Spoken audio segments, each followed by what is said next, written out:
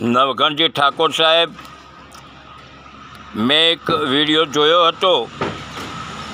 આપ એક ટીવીની અંદર ડિબેટ કરી રહ્યા હતા અને કહી રહ્યા હતા કે અલ્પેશ ઠાકોરે મારા પર ઘણા આક્ષેપો કર્યા. મને કહ્યું કે એ તો દારૂડિયો છે, એ તો ફાંદેબાજ છે, તેણે તો ગામની મંડળીની અંદર ઉચ્ચાપત કરીને 1 વર્ષ જેલમાં પણ રહેલો છે. આવા ઘણા આક્ષેપો તમારા પર કર્યા તેવું તમે કહી રહ્યા છો. અને તમે એવું પણ કહી રહ્યા છો કે 4-5 દેવીઓના નામ દીધા, જહુના અને ઝાપડીના અને એવી ઘણી દેવીઓના નામ દીધા. ત્યાં આવીને અલ્પેશ ઠાકોર સોગંદ ખાઈ લે જો હું એવું કંઈ ખોટું કર્યું હોય તો.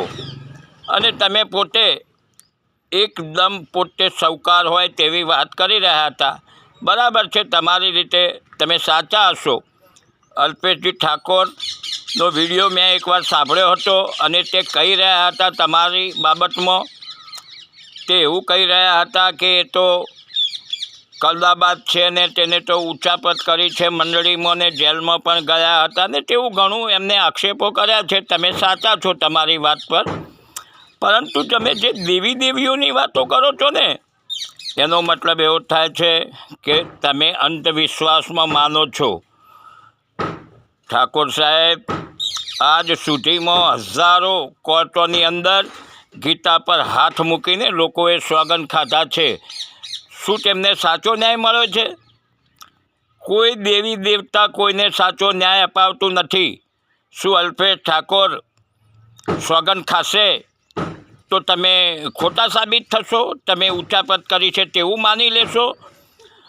ઠાકોર સાહેબ, તમે દેવી દેવતાઓ પર જે ભરોસો કરો છો ને તે તો બરાબર નથી.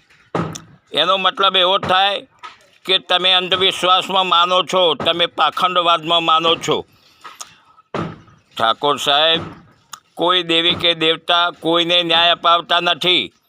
એટલે તમે એનો કંઈક બીજો રસ્તો શોધો કે જેનાથી તમે એ તમારા પર આક્ષેપ કરે છે ને તેને તમે ગેરવ્યાજબી ઠરાવી શકો કે તે આક્ષેપ કરે છે તે ખોટા છે. તેવો કંઈક બીજો રસ્તો શોધો. સોગંદ ખાવા તે વ્યાજબી વાત નથી. સોગંદથી કોઈનું કંઈ બગડી જતું નથી. એ તો નર્યો અંધવિશ્વાસ છે. ઠાકોર સાહેબ, મને જે યોગ્ય લાગ્યું છે મારી રીતે, મારી સમજણ પ્રમાણે મેં તમારા સામે રજૂ કર્યું છે. તમને જે યોગ્ય લાગે તે ખરું. દોસ્તો, મારી વાત કેટલી વ્યાજબી છે, કેટલી સાચી છે તે આપ કોમેન્ટમાં જણાવશો.